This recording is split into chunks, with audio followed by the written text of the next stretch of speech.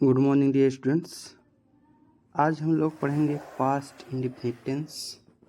इसके पहले हम लोग पढ़ चुके हैं प्रेजेंट इंडेफिनिट टेंस, उसके पहचान, अफर्मेटिव सेंटेंस, नेगेटिव सेंटेंस, सारे सेंटेंसेस को हम क्रमशः पढ़ चुके हैं।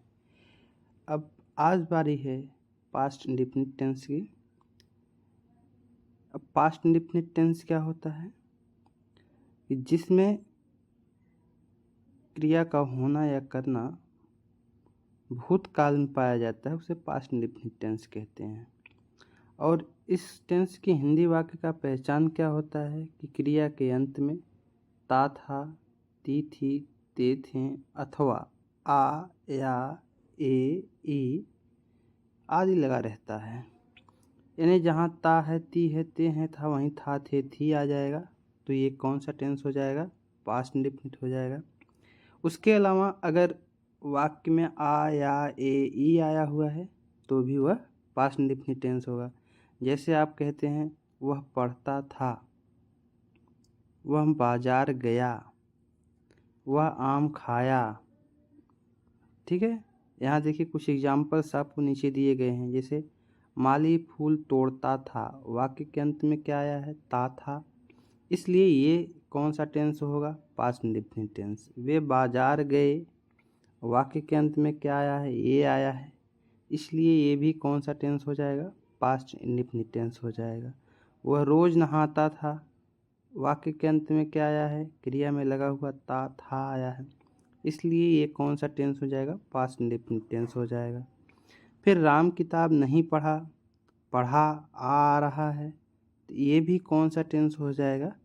पास्ट इंडेफिनिट टेंस हो जाएगा। तो ये है पास्ट इंडेफिनिट टेंस के हिंदी वाक्यों का पहचान।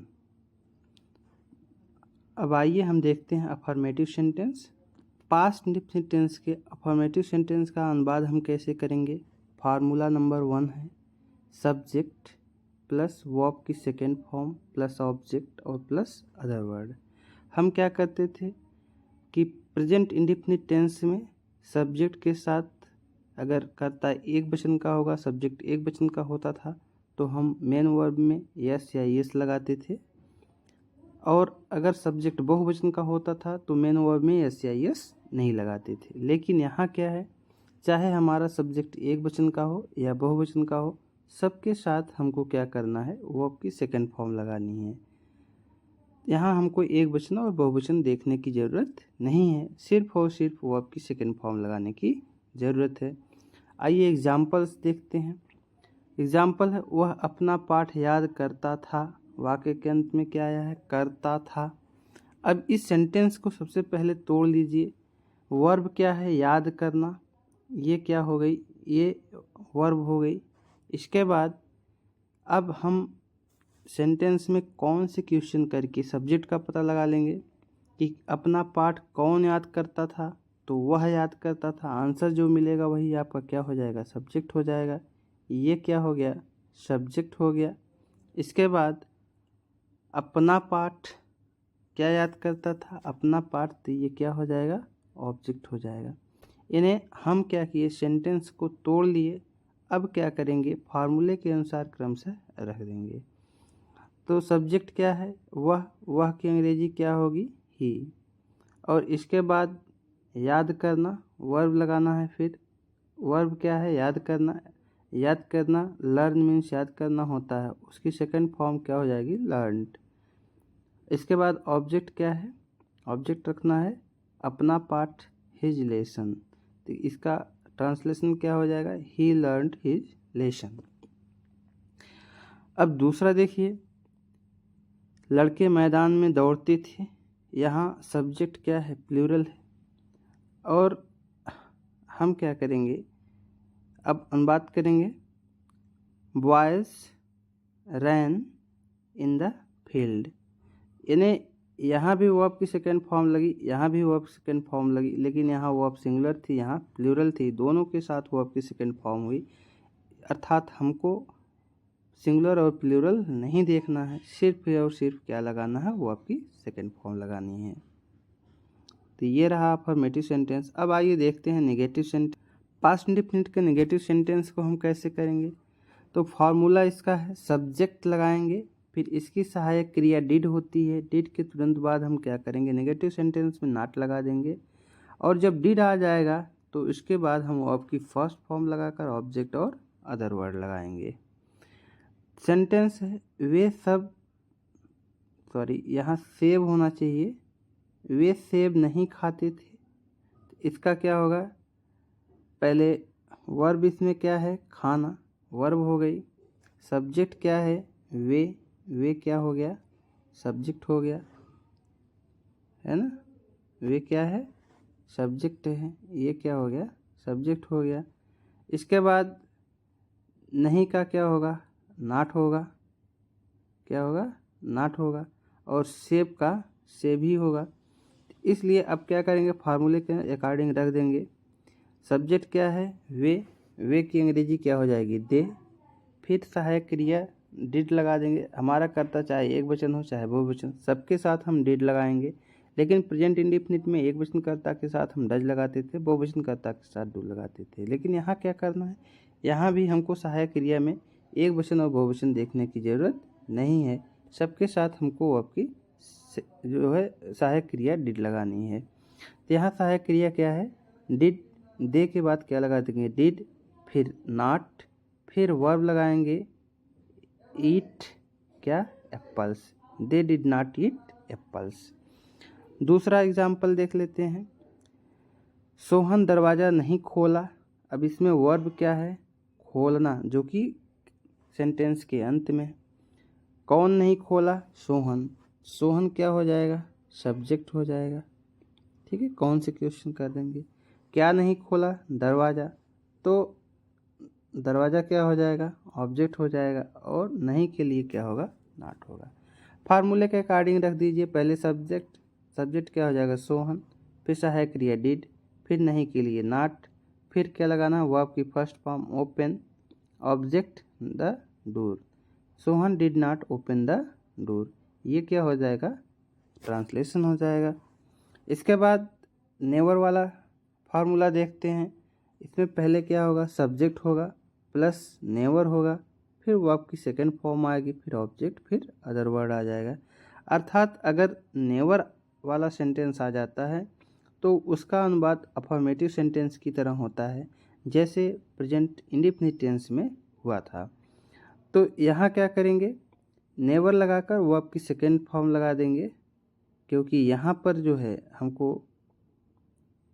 जो है नेवर, क्योंकि डिड नहीं लगा है तो हमको वर्ब की सेकंड फॉर्म ही लगानी है। ट्रांसलेशन करेंगे, वर्ब क्या है धोना, ये क्या हो जाएगी वर्ब हो जाएगी, और कौन नहीं धोता है वह क्या होगा सब्जेक्ट हो जाएगा, क्या नहीं धोता हाथ ऑब्जेक्ट हो जाएगा, कभी नहीं का नेवर हो जाएगा। फार्मूले पर रखेंगे ही नेवर वॉश्ड हैंड्स, यहाँ हैंड्स होगा हैंड्स नहीं, क्या होगा ही नेवर वॉश्ड हैंड्स, तो ये क्या होगा हमारा नेगेटिव सेंटेंस हो जाएगा। अब बारी आती है इंट्रोगेटिव सेंटेंस की। इंट्रोगेटिव सेंटेंस में पहला फार्मूला जो होता है वह जो है क्या वाले वाक्यों का होता है, जिसका हम आंसर यस या नो में देते हैं। तो ऐसे सेंटेंसेस का अनुवाद करने के लिए हम क्या करते हैं अंग्रेजी में सबसे पहले सहायक क्रिया को लगाते हैं, फिर सब्जेक्ट लगाते हैं, फिर वर्ब की फर्स्ट फॉर्म लगाते हैं, फिर ऑब्जेक्ट और अदर वर्ड लगा देते हैं।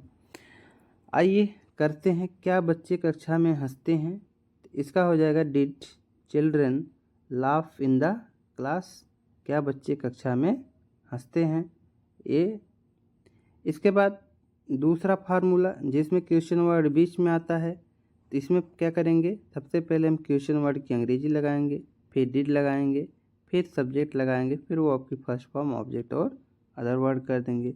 उसने तुम्हें क्या बताया, तो पहले उसने की अंग्रेजी, पहले क्या करेंगे क्या की अंग्रेजी जो कि इंट्रोगेटिव वर्ड है व्हाट, फिर सहायक क्रिया डिड, फिर सब्जेक्ट ही, फिर वर्ब हो जाएगी बताना टेल, और ऑब्जेक्ट क्या होगा तुम्हें what did he tell you.